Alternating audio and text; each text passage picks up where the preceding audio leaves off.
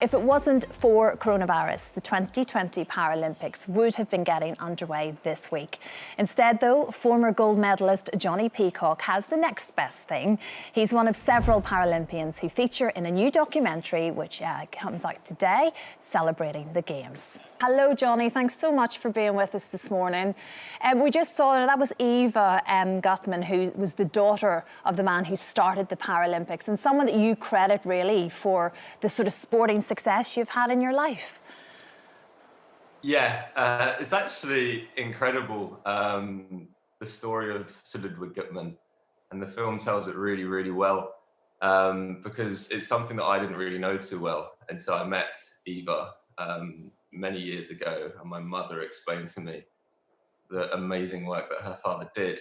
But the film really goes into exactly what he did and really how it started, and it's unimaginable to think that this guy who really just wanted to, I guess, help a few paralyzed people rehabilitate, that it turns into the third biggest sporting event in the world. And I think, yeah, seeing Eva talk about 2012, it really felt like a big breakthrough moment there. Mm-hmm. And I guess very important for you then to be part of this. Like we say, it's called Rising Phoenix. It's out today on Netflix. And there's a few other stories in this documentary that really impacted you. I know there was a French runner that really had an effect on you, his story. Yeah, it's brutal. Jean-Baptiste Delahaye, he's an amputee, French amputee that I've been competing against since I started the sport, really. And I actually shared a hotel room with him once, and he told me about how he lost his leg, and it's heart-wrenching when you hear it, but the way that the film showed it, it's so emotional. You know, I think this is the thing.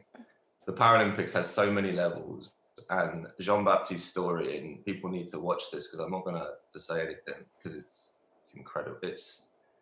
I was in tears, Nick, like at the end of it, and then it shows you what the Paralympics has done to kind of change his life and taken him from that horrible moment where you would expect everything's over to him coming out with this positive attitude, being this happy guy that he is today, with, you know, just getting on with life. Yeah, well, I don't think I'm underselling it by saying that the 2012 Paralympics changed your life. Yeah, I guess it did to a point.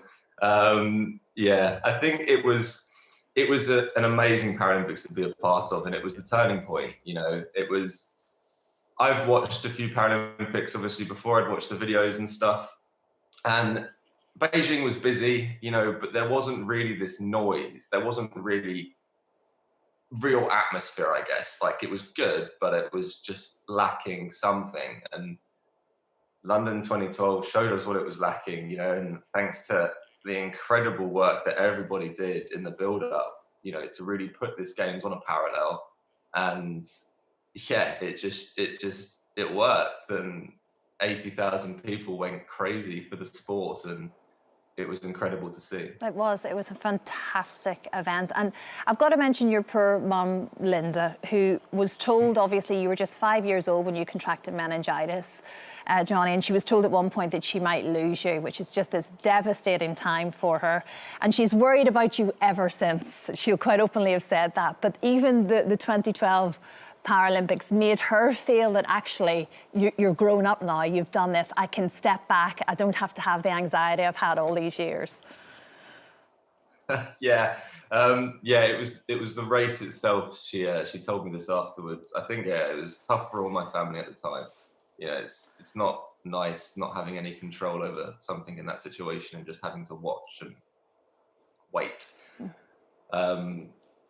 But yeah, she kind of said that she saw me do that race, and obviously I'd been living away for the last kind of 8 months in the build-up, and she'd always worried about me growing up, of course, as all mothers do. And yeah, I think more so maybe, but it was that moment after the race where I think she realised that I'm fine, you know, that I'm going to be okay, and that this this is just it now. This is the life that we're going to live. Yeah, and pride. It's pride, good. Jonnie, more than anything, I'm guessing. What a moment it must have been for your entire family. And I suppose in normal times we would have been talking to you, or we wouldn't have had you at all this week because you'd have been in Tokyo 2020, you'd have been busy training and everything else. How does it sort of feel that that's been taken away from you, but it will happen, and I suppose you're training now thinking about the date that it does?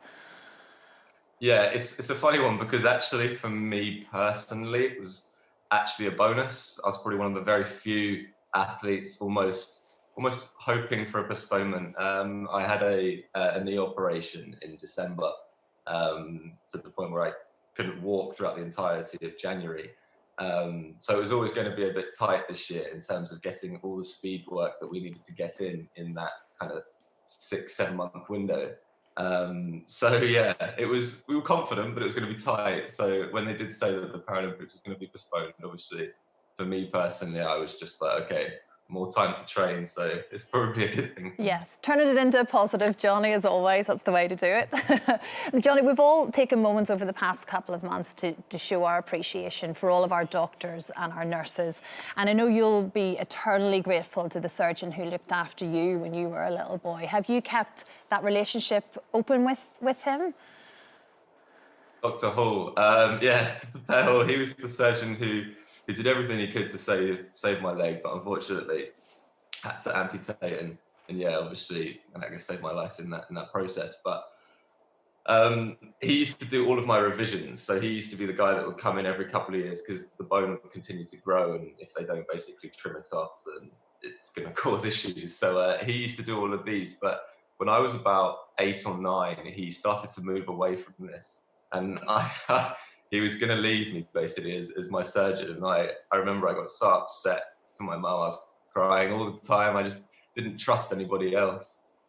So he kindly agreed to keep me on his roster and keep seeing me. So I think I was one of the only amputees that he saw for years. And I actually got to see him. He came to one of the Strictly shows, and I got to speak to him, and that was really cool because that's the first time I've really spoken to him in the last kind of 6 or 7 years. So yeah, that was really nice to kind of actually... Well, Jonnie, we've got a little message from Dr. Hall for you. Here he is. Claire Hall here, the surgeon who stole your leg. On behalf of everyone here at Addenbrooke's Hospital who was involved in your care, we want to say how proud we are of you and what you've achieved. There were some very dark days when you were so poorly, where really difficult decisions had to be made. But you've reinforced to us that we did make the right call by showing your zest for life and for your sport. We salute you and your fellow athletes and greatly look forward to seeing more of you. Don't change. Carry on being that wonderful young man that you are. It's been a privilege to have helped you along your journey. What a gent, Jonnie. Nice. He's such a good guy. So he just said something there that reminded me when I saw him. And it's that like, you forget that this guy has to make really hard calls. And I think even at the time, it was really hard for him. You know, no human wants to take something away from a child, even a limb. And obviously they're trying to make the decision of whether they should or shouldn't. And I think when he said that he came and saw me in London and saw them in Strictly, again, like he said, yeah, it helps him and it helps these guys to know that they are making the right calls. They are saving people and improving their life. They're not making it worse because no one wants to take the foot away of a 5-year-old. No, of course. He's a remarkable man. It's great to see you again, Jonnie. Thanks for talking to us. Like we say, it's a really, really remarkable documentary, this Rising Phoenix. Prince Harry is in there as well. He's making an appearance too. Yeah, it's released today on Netflix. Thanks so much, Jonnie. Good luck with the training. Don't forget, you can watch full episodes of Lorraine on the ITV Hub and all the best clips, compilations and playlists right here on our channel.